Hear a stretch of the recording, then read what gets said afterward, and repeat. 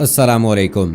चीन भारत कशीदगी जंग की शक्ल इख्तियार कर रही है तो वहीं मकबूजा कश्मीर और LOC की सूरत हाल भी हाथ से निकलती नजर आती है। पुलवामा के इलाके में भारतीय फौज को 40 किलोग्राम धमाका खेज मवाद से उड़ाने का मंसूबा। दोस्तों, चीन और भारत के दरमियान मशरकी लद्दाख में सरहदी कशीदगी बदस्तूर कायम है और इन खदशात का इजहार किया जा रहा है कि क्या दोनों ममालिक के दरमियान एक मरतबा फिर इस तनाज़े पर जंग हो सकती है। चीन ने हालिया दिनों में अपने दिफाई बजट में भी गुज़श्ता बरस के मुकाबले में 6.5% इजाफा यानी 178 अरब डॉलर्स मुख्तस किए हैं। लद्दाख में असल एक्चुअल लाइन ऑफ कंट्रोल पर हालात कशीदा बताए जाते हैं। भारतीय और चीनी फौजी गुलवान वादी, पेंगोंग त्सू, डमचिक और दौलत बेग ओल्डी के मकाम पर आमने सामने आंखों में आंखें डाले हुए हैं। ताज़ा कशीदगी 5 मई को शुरू हुई जब दोनों ममालिक के तकरीबन 250 फौजी आमने सामने आ गए। इत्तलात हैं कि इसके 2 दिन बाद तक फ्रीकैन के तकरीबन 100 फौजी जख्मी भी हुए। चीनी फौजियों ने चंद भारतीय फौजियों को चंद घंटे के लिए हिरासत में भी रखा, लेकिन मकामी कमांडरों के दरमियान मुलाकात में कशीदगी कम करने पर इत्तफाक हुआ। अगरचे चीन और भारत के आला हुक्काम ने बज़ाहिर बराह रास्त लबकुशाई नहीं की है, लेकिन भारतीय मीडिया के मुताबिक सूरत हाल किसी भी वक्त खराब हो सकती है। भारत में चीन के सदर शी जिनपिंग के गुज़श्ता रोज एक बयान को इसी तनाजुर में देखा जा रहा है। चीनी सदर ने बीजिंग में नेशनल पीपल्स कांग्रेस में एक खिताब में पीपल्स लिबरेशन आर्मी को जंग के लिए तैयार रहने का कहा है। जंग की तैयारी के तरीकों को देखना जरूरी है क्योंकि कोरोना वबा को काबू में लाने की कोशिशें मामूल पर आ चुकी हैं। मुसल्लह लड़ाई के लिए तैयारियां तेज करना जरूरी है। एक बैनुल-अक़वामी साइबर तंजीम में काम करने वाले नितिन रोजर ने एक ट्वीट में सैटेलाइट के जरिए दोनों ममालिक की अफवाज की पोजीशन बताने की कोशिश की है। इस वक्त जब भारत एक तरफ लद्दाख में मुश्किलात का शिकार है और दूसरी तरफ कश्मीर में अस्करियत पसंदों के खिलाफ कार्रवाइयां कर रहा है, ऐसे में पुलवामा से एक बुरी खबर आई है। याद रहे कि 14 फरवरी 2019 को पुलवामा के करीब जम्मू और श्रीनगर शाहरा पर एक कार बम के जरिए भारतीय फोर्सेस की बस को निशाना बनाया गया, जिसके नतीजे में 40 सिक्योरिटी एहलकार हलाक हो गए थे। नेशनल इन्वेस्टिगेशन एजेंसी के एक अफसर ने बताया कि कार में भरा जाने वाला बारूद अमोनियम नाइट्रेट, नाइट्रोग्लिसरीन और RDX पर मुश्तमिल था, जबकि फ्रांसिक रिपोर्ट के मुताबिक हमले में तकरीबन 25 किलोग्राम बारूदी मवाद इस्तेमाल हुआ था। भारतीय अखबार द हिंदू की एक रिपोर्ट के मुताबिक भारतीय तहकीकाती एजेंसी आज तक ये मालूम ना कर सकी कि हमले में इस्तेमाल शुदा बारूदी मवाद का जरिया क्या था और हमले की तहकीकात आगे नहीं बढ़ सकी। मकबूजा कश्मीर में भारतीय फौज ने एक और पुलवामा तर्ज का हमला नाकाम बनाने का दावा किया है। मकबूजा कश्मीर के पुलवामा में बुध की रात सिक्योरिटी फोर्सेस ने बड़े पैमाने पर कार बम हमले को रोका जब उन्होंने 40 से 45 किलोग्राम देसी साख्ता धमाका खेज आला IED वाली गाड़ी को रोका। वादी में भारतीय फौज की जानिब से जारी दावे के मुताबिक पुलवामा में बुध की रात सिक्योरिटी फोर्सेस ने एक बड़े कार बम हमले को नाकाम बना दिया जब उन्होंने 20 किलोग्राम से ज्यादा देसी साख्ता धमाका खेज मवाद ले जाने वाली गाड़ी को रोका।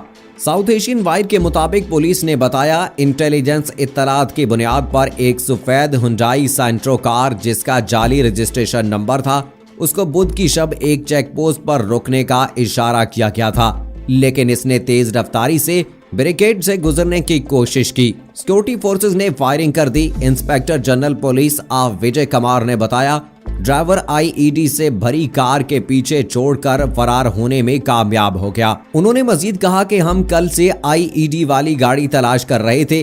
खबर रसां इदारे ANI ने मिस्टर कुमार के हवाले से बताया, दहशतगर्द का मकसद सिक्योरिटी फोर्सेस की गाड़ियों को निशाना बनाना था। हम बाहर से माहिर टीमों को तलब कर रही हैं। हमें शुबा है कि गाड़ी में 40 से 45 किलोग्राम धमाका खेज मवाद था।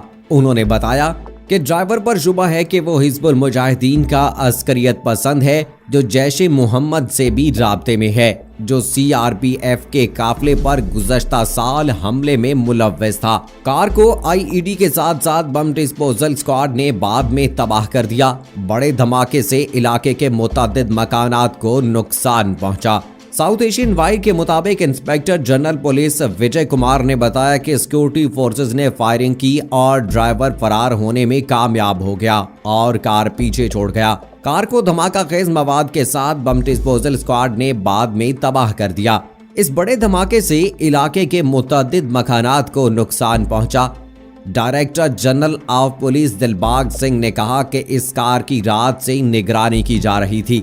करीब घरों में मौजूद लोगों को निकाल लिया गया था और बम डिस्पोजल स्क्वाड के जरिए गाड़ी को जाए वकुआ पर तबाह कर दिया गया। याद रहे कि मकबूजा कश्मीर में भारतीय फौज और दीगर हिफाजती दस्तों ने वादी में अस्करियत पसंदों के खिलाफ सख्तगीर अस्करी मुहिम तेज कर दी है। सरकारी ओहदेदारों के मुताबिक मकामी पुलिस का शोरश मुखालिफ स्पेशल ऑपरेशंस ग्रुप इस कार्रवाई में पेश है। एसओजी की वादी में किए गए दर्जनों ऑपरेशंस के दौरान रवां साल अब तक 80 के करीब मुबैना अस्करियत पसंदों को हलाक किया गया है, जबकि इनके 30 से जायद साथियों को गिरफ्तार करने का दावा किया गया है। इन अस्करियत पसंदों से असलहा और बारूदी मवाद भी भारी मिकदार में जब्त किया गया है। दूसरी तरफ अस्करियत पसंदों की जवाबी कार्रवाइयों में रवां साल अब तक भारतीय फौज, दूसरे सरकारी दस्तों और मकामी पुलिस के 30 से जायद अहलकार हलाक हुए हैं। 3 अफसरान समेत तकरीबन 1 दर्जन अहलकार गुज़श्ता 4 हफ्तों के दौरान हलाक हुए। रियाज नाइको और जुनेद अशरफ की शहादत के बाद मुश्तबा अस्करियत पसंदों ने श्रीनगर और पुलवामा में अचानक और छुपकर किए गए हमलों में भारत के सरहदी हिफाजती दस्ते, बीएसएफ और इंडियन रिजर्व पुलिस फोर्स के 3 अहलकारों को हलाक जबकि 1 को शदीद जख्मी कर दिया था। इन झड़पों के दौरान 17 आम शहरी भी हलाक हुए थे। गुज़श्ता 2 माह के दौरान जम्मू कश्मीर में दहशतगर्दी के हमलों में इजाफा हुआ है, जिनकी वजह से सिक्योरिटी फोर्सेस के 30 अहलकार अपनी जिंदगी से हाथ धो बैठे हैं। इस दौरान सिक्योरिटी फोर्सेस की फायरिंग से 38 अस्करियत पसंदों को भी शहीद किया गया है। अस्करियत पसंदों और सरकारी दस्तों के दरमियान होने वाली हालिया झड़पों में दर्जनों रिहायशी मकानात और दूसरी निजी अमलाक तबाह हुई या उन्हें नुकसान पहुंचा है। सरकारी ओहदेदारों की तरफ से इन मकानात के जिनमें अस्करियत पसंद ऑपरेशंस के दौरान फंस कर रह गए थे या वो उन्हें आर्जी कमीन गाहों के तौर पर इस्तेमाल कर रहे थे, कोलैटरल डैमेज या फौजी कार्रवाइयों के दौरान आम लोगों को पहुंचने वाला नुकसान करार दिया और कहा कि इनकी ख्वाहिश और कोशिश के बावजूद इन नुकसानात को नहीं टाला जा सका।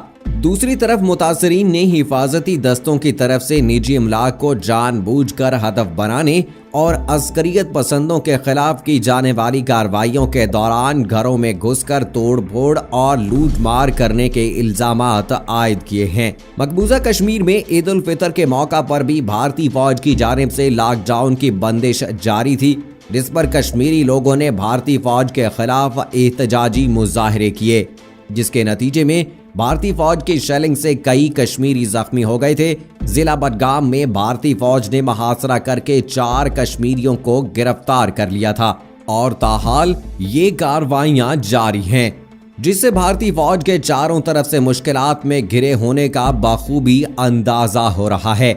तो दोस्तों, जैसे कि इतने अरसे से कश्मीरी लोगों को उनके घरों में कैद कर दिया गया है, ईद जैसे इस्लामी त्यौहार पर भी उनको मसाजिद में जाने की इजाज़त नहीं थी, तो भारत हमेशा से प्रोपेगेंडे करता आया है और अब भी उनकी जानिब से इसी तरह के प्रोपेगेंडे किए जा रहे हैं, लेकिन उसमें वो उस हद तक कामयाबी हासिल नहीं कर सकता जिस तरह से वो चाहता है। और अब जिस तरह से उन्होंने चाइना के साथ पंगा लिया है, ये भी उनके लिए बड़ा महंगा साबित होगा, क्योंकि लद्दाख के मकाम पर यह बात बखूबी कही जा सकती है कि चीनी अफवाज ने भारतीयों को अपने कंट्रोल में कर लिया है। और सोशल मीडिया पर एक ऐसी वीडियो भी वायरल हुई है जिसमें देखा जा सकता है कि चाइना के फौजियों ने भारतीय फौजियों को गलों में रस्सी डालकर जमीन पर लिटाया हुआ है। तो ऐसी सिचुएशन में कहा जा सकता है कि भारत जो प्रोपेगेंडे कर रहा है उनमें उसे कामयाबी हासिल करने के लिए काफ़ी मुश्किलात का सामना करना पड़ेगा।